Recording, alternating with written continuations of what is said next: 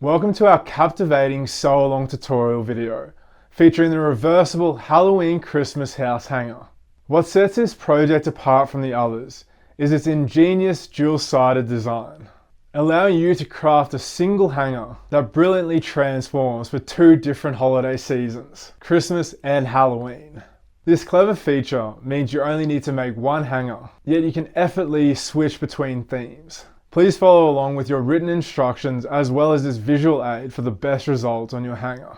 Join our community on Facebook to receive a 30% discount code on the reversible Halloween Christmas house hanger and stay up to date with relevant competition news and rules. If you find this video tutorial helpful in any way, please like and subscribe. Let's get into this video tutorial. Christmas Panel 3. To begin your Christmas panel, hoop up cutaway stabilizer in the hoop, load the design onto your machine, and use applique scissors for trimming the batting and fabric. Stitch the place and line for the batting. Place batting 1 on top of the hoop covering the place and line, and stitch down.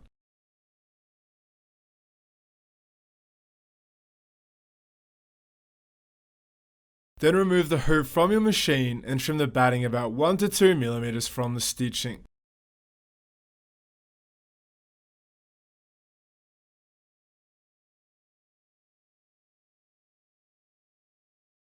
Then stitch the place and line for the background.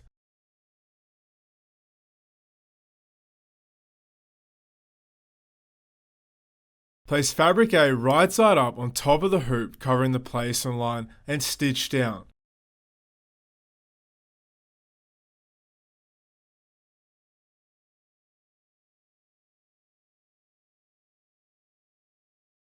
Remove the hoop from your machine and trim the fabric about 1 to 2 mm from the stitching, leaving the excess fabric in the seams.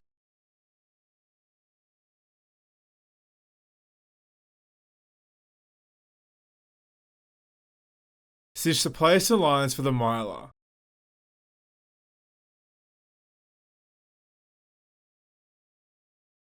Place mylar 1 right side up on top of the hoop covering the place and lines. The next step will stitch the mylar down.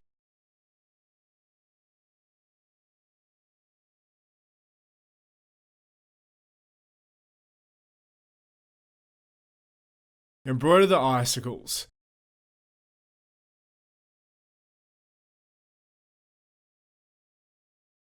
If using mylar, trim it now.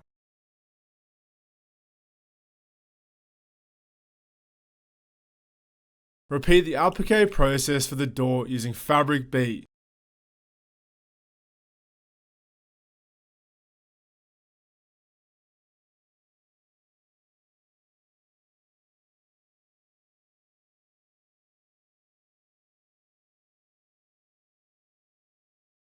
Embroider the satin stitch around the door. Repeat the applique process for the sign using fabric C.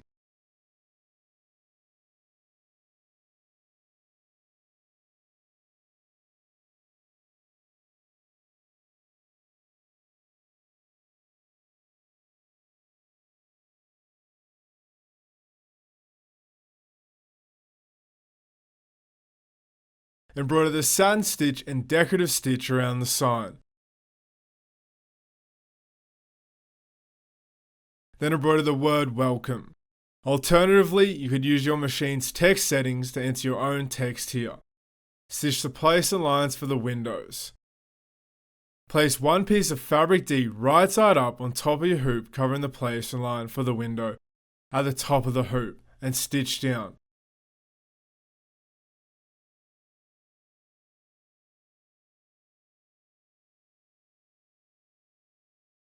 Repeat the stitch down process for the other window using the other piece of fabric D.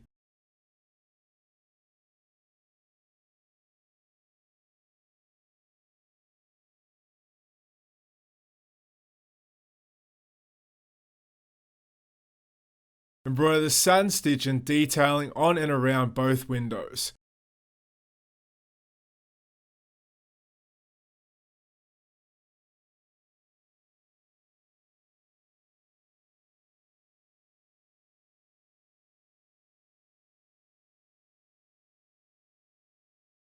Embroider the first colour of the window awning.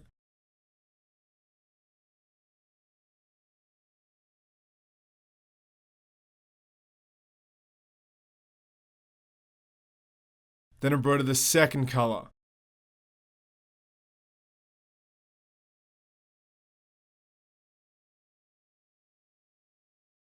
Stitch the placer lines for the planters. Place one piece of fabric E right side up on top of the hoop covering the placer line for the planter at the top of the hoop and stitch down. Trim.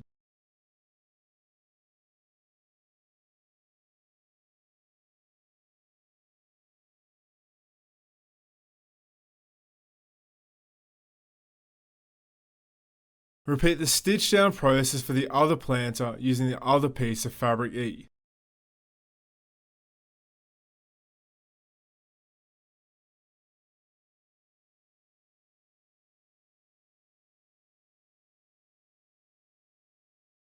Embroider the satin stitch around both planters.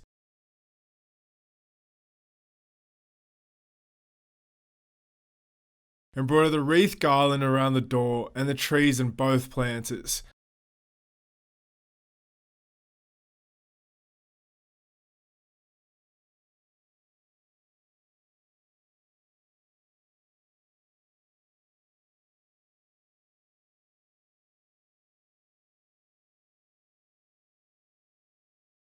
Embroider the stars on the trees and the planters.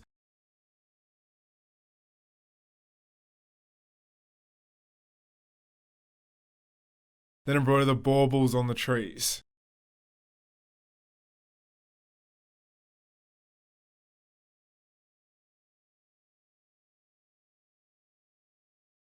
Repeat the applique process for the windows on the doors using the mylar too.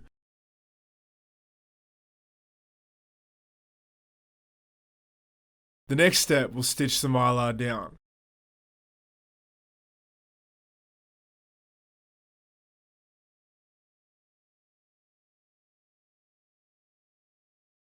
Embroider the windows on the doors.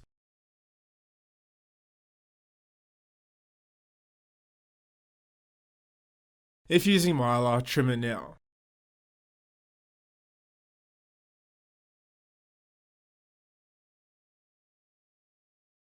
Then embroider the detailing on the door, then embroider the door handles.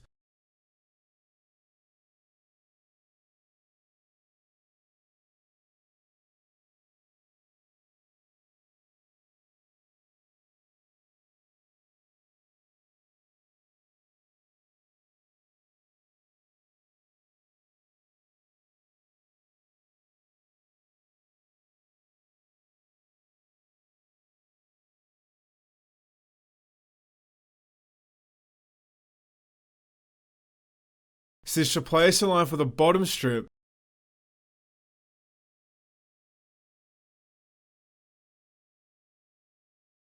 Then place fabric F on top of the hoop crossing the placer line by 1/4 inch and with the excess fabric towards the right of the hoop and stitch down.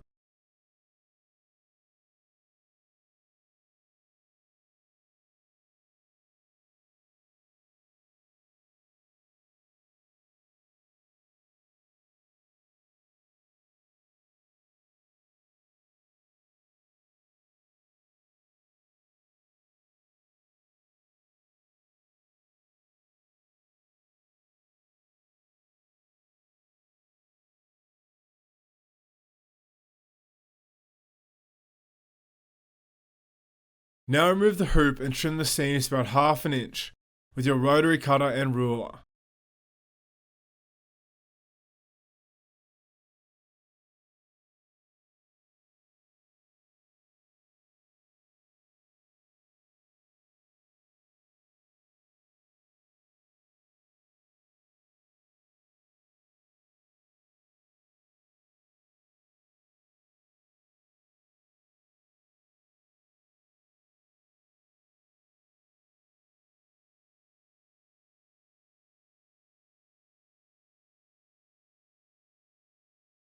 Hold aside until all your blocks are made.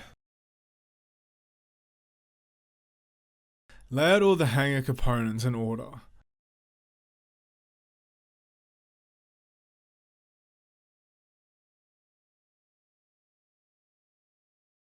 Take the first 2 panels and place them together with their right sides facing each other.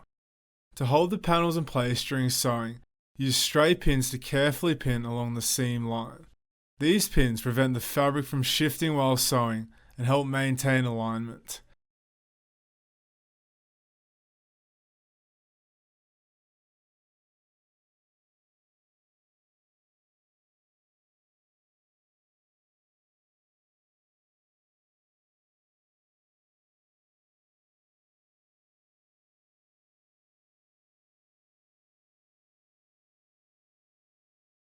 Using a sewing machine, stitch along the marked seam line with a 1/2 inch 12.5mm seam allowance.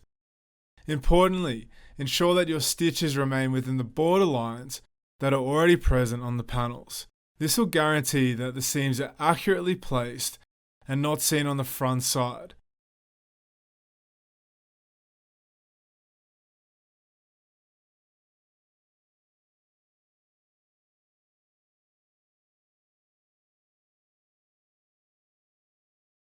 Carry out the same process for attaching the remaining panels. Maintain the practice of aligning the right sides, pinning, sewing, and then pressing the seams flat with an iron. Consistency in these steps is key to producing a high quality hanger.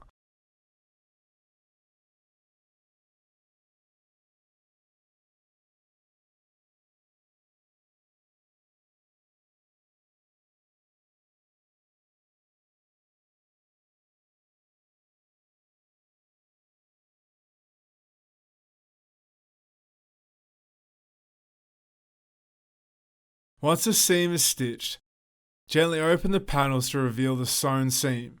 Use an iron to press the seam open. The ironing step is critical as it sets the seam, ensuring that it lies flat and doesn't create any unwanted bulk.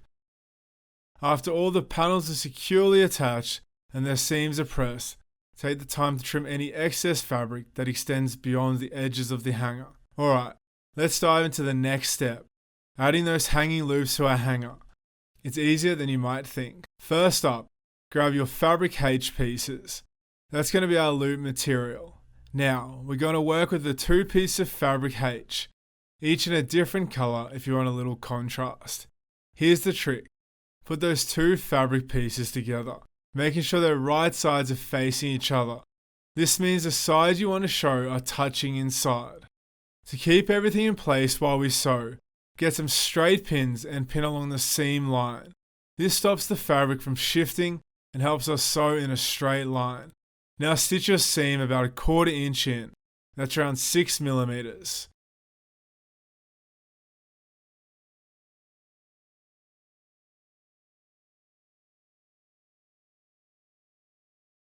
Open up that seam and give it a good press with the iron. This helps flatten everything out and makes it look tidy.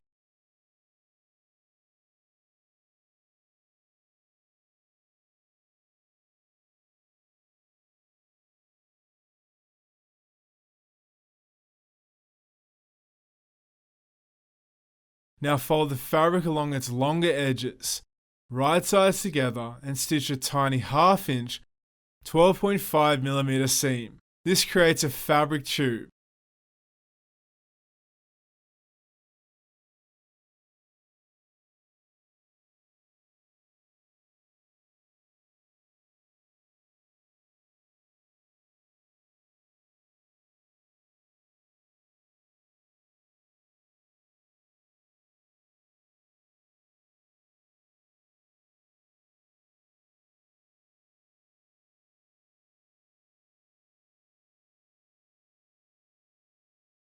Open that seam up and use the tip of your iron to press it open.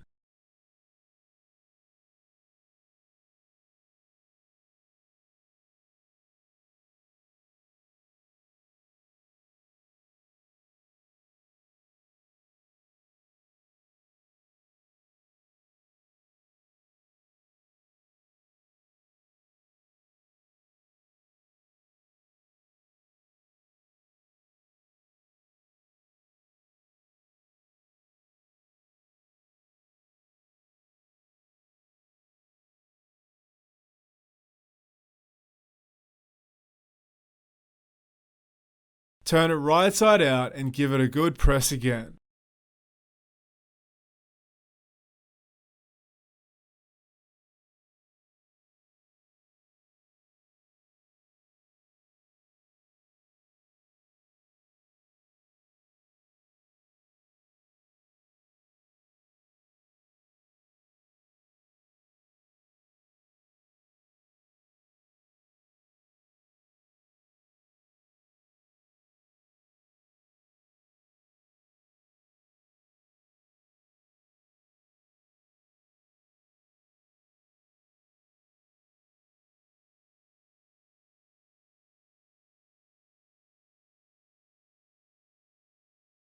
The seam we made should sit on the inside of the loop, sort of hidden away.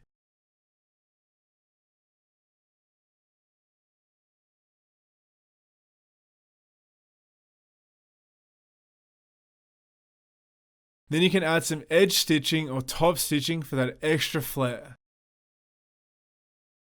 Now, fold the loop in half lengthways and press it flat.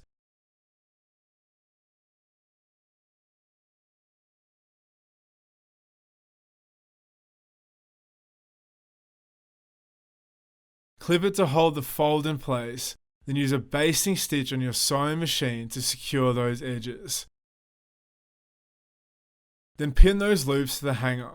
We placed ours about 1 inch or 2.5 centimeters from the border stitching, but this can change depending on your hanger type.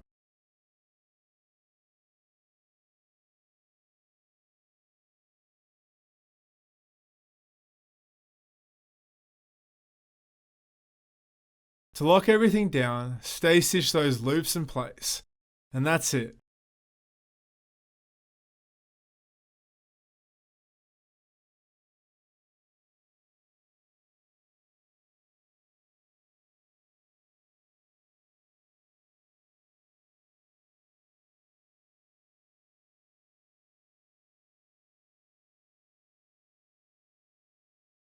And now your hanger's got some stylish loops. Now we have our back and front panels completed with our loops attached to the roof on the top. Let's lay them face together, so right sides together, and make sure that our corners are symmetrical and on top of each other, and our seams are sitting on top of each other as well. So corners matching.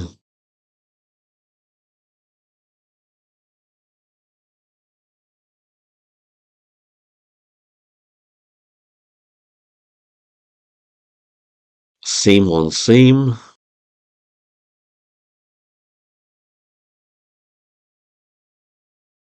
Now we're wanting the stitching, the perimeter stitching sitting on top of each other as well as the seam.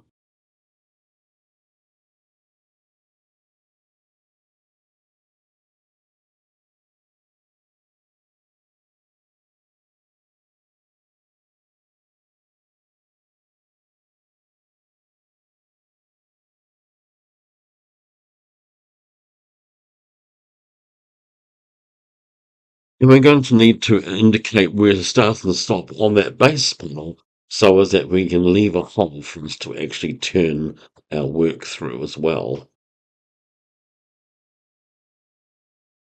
So we're looking at about 5 inches. And just putting a pin in to indicate where we're going to finish and where we're going to start. Make sure the hole is big enough so as you can turn the project through. And because we've got panels on both sides, it's going to be a little bit thicker than a normal wall hanging.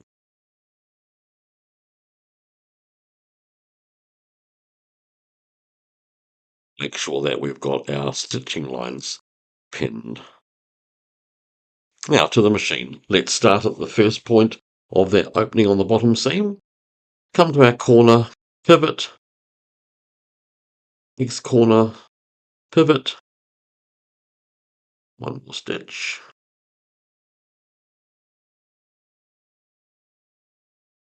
pivot, keeping seam on seam.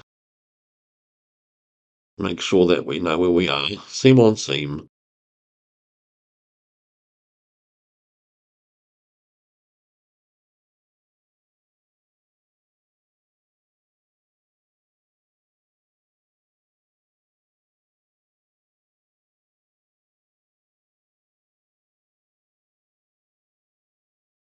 So we're just sewing inside the perimeter stitching line, so as we don't see any stitching on the right side when we turn the project through. Now coming up to this where we got the roof onto the panel, let's look at it closely. We just did a little sample here because we wanted to show you closely. We're going to stitch up to the perimeter or the seam allowance line where we join the roof to panel 1, and we stop at that seam stitching. Reverse a few stitches and stop. Then point all the seam allowances, both top and bottom, in one direction, and then we're going to start from where we stopped, so in line with that seam we've just sewn. You can actually stitch a few stitches and then stitch back to that if you feel more confident that way. Out to that edge, pivot, and that's so as that seam allowance is free in that corner. So where we sew the roof to panel 1, that seam allowance needs to be free, so when we turn our work through, the actual corner is quite sharp. We don't want it rounded, we need it to be nice and sharp and clean looking, so as the eaves are sitting outside or the eaves of the roof sitting outside the house. Rather than stitching back, you could actually just pivot and stitch to that point. So the important thing is that seam allowance is free, and then we carry on again from the seam allowance stitching and carry on down the side. So that's a close look at this. So let's go back to our project. We've done the roof, and we're carrying on down to the bottom. So we've done that roof corner, and we're carrying on down to our bottom corner where we're going to actually stitch and pivot.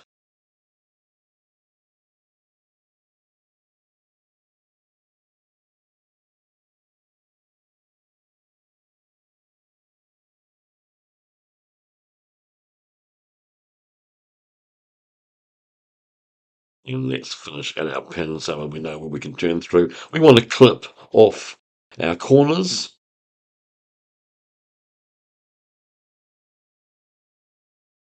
Let's clip off the excess seam allowance in those corner areas.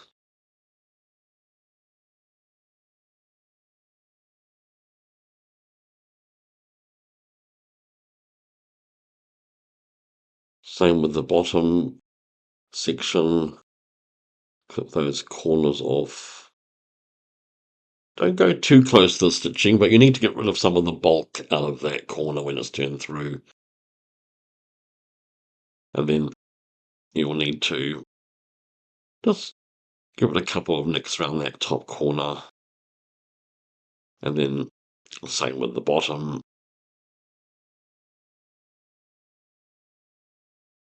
And then clip into those corners. And optionally, you can actually clip that seam allowance all the way around the edge there. Because it's such a bulky project, it may give it a little bit of relief, but it won't give it much.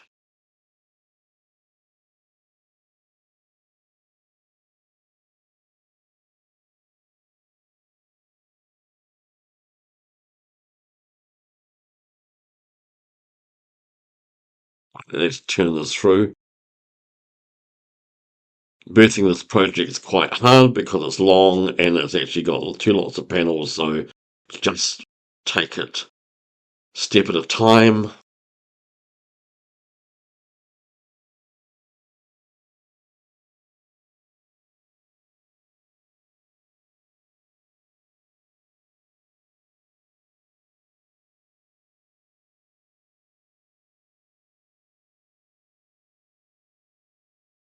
Push those corners out.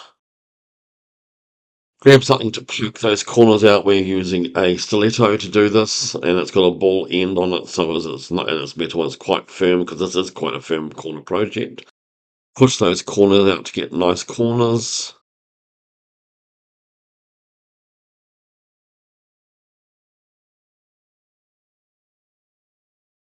So you put the awl or stick or chopstick into the corner and work the fabric over it from the outside rather than pushing too heavily on the inside. Should be nice and sharp.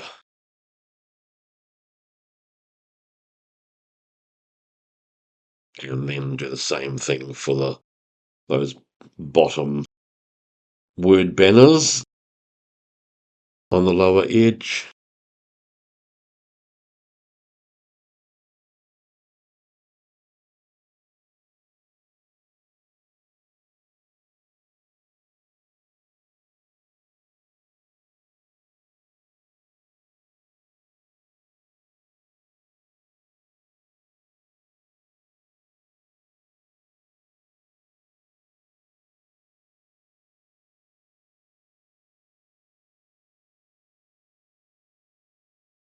Those edges will become a little bit sharper once we've got some steam onto those areas.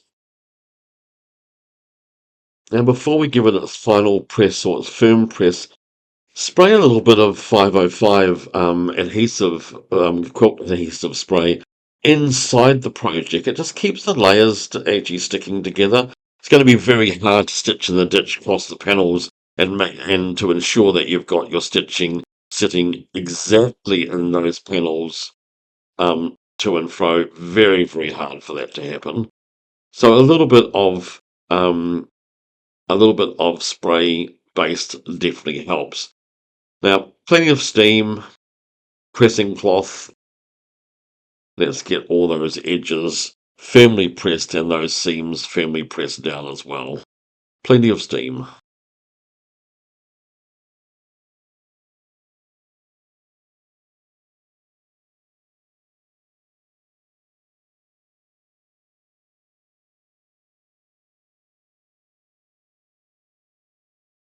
Now we want to close up that hole in the bottom where we turn through on that bottom word banner.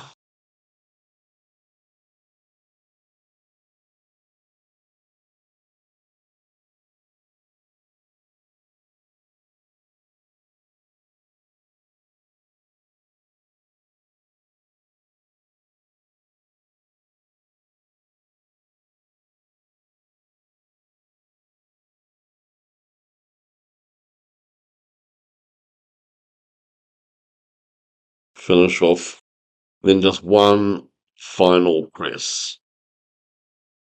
Pressing cloth is essential if you're using novelty fabrics and plastics and vinyls, etc. there, so it's very important that you actually don't touch the iron on these things. Also, it protects the embroidery that's been done. Nice and sharp and a very clever design having two seasons in one project.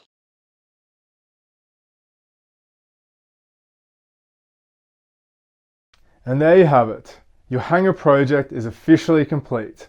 By merging the Halloween and Christmas house panels, you've crafted a charming decoration that captures the essence of both holidays. Take a moment to appreciate your effort.